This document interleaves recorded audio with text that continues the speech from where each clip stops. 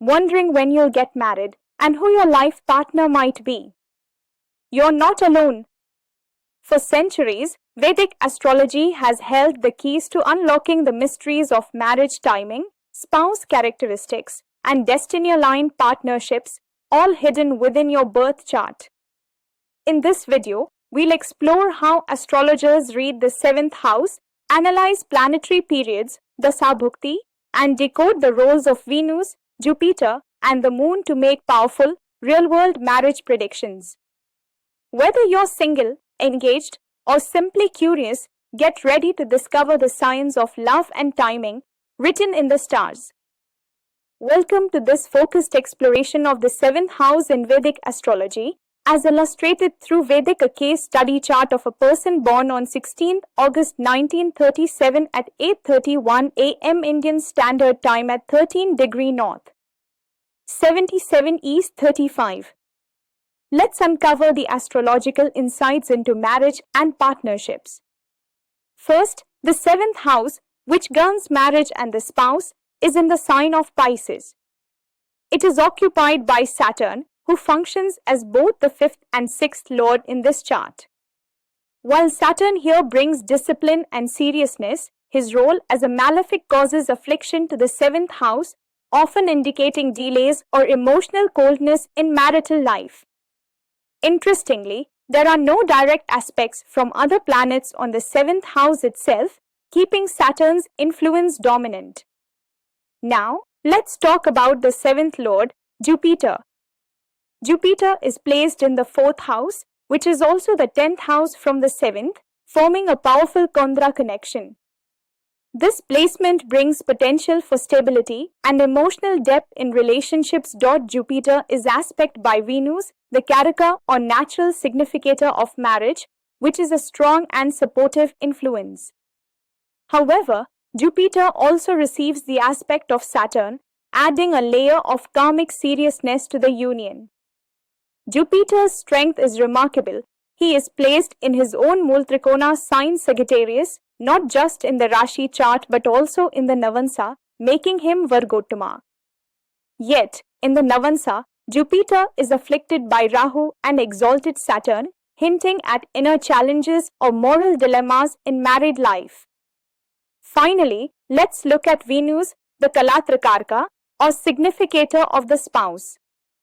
Venus is the 2nd and 9th lord, making him a benefic by function.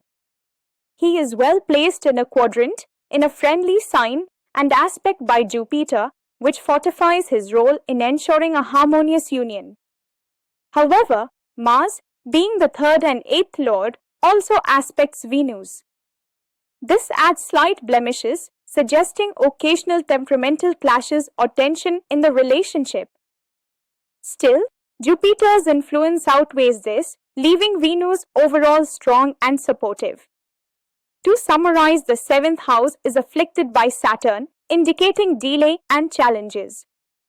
But the 7th lord Jupiter is powerful and Venus is fortified. Together, they suggest that although marriage may be delayed or tested, it is ultimately deep, stable, and rewarding.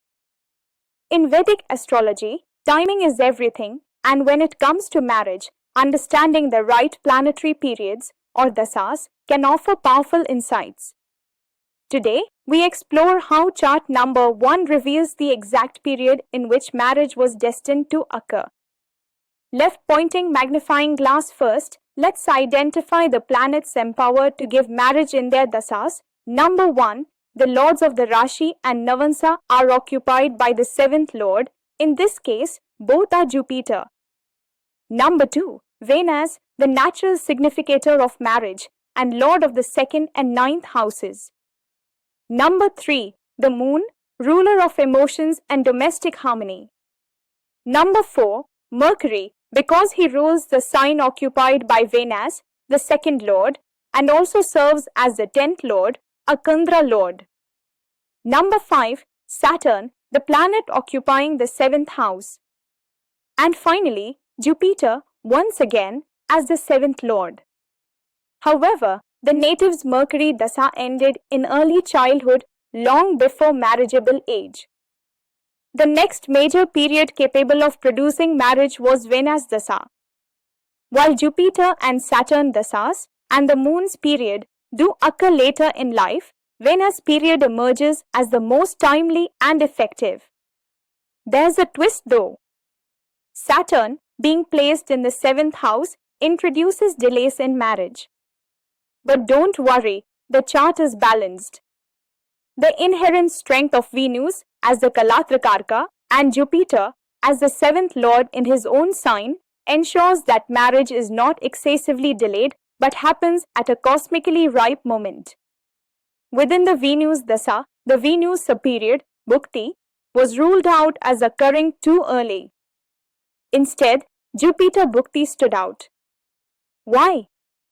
Because Jupiter is not only the 7th lord but also strong by position, dignified by sign, and mutually aspect by Venus, further emphasizing his marital influence.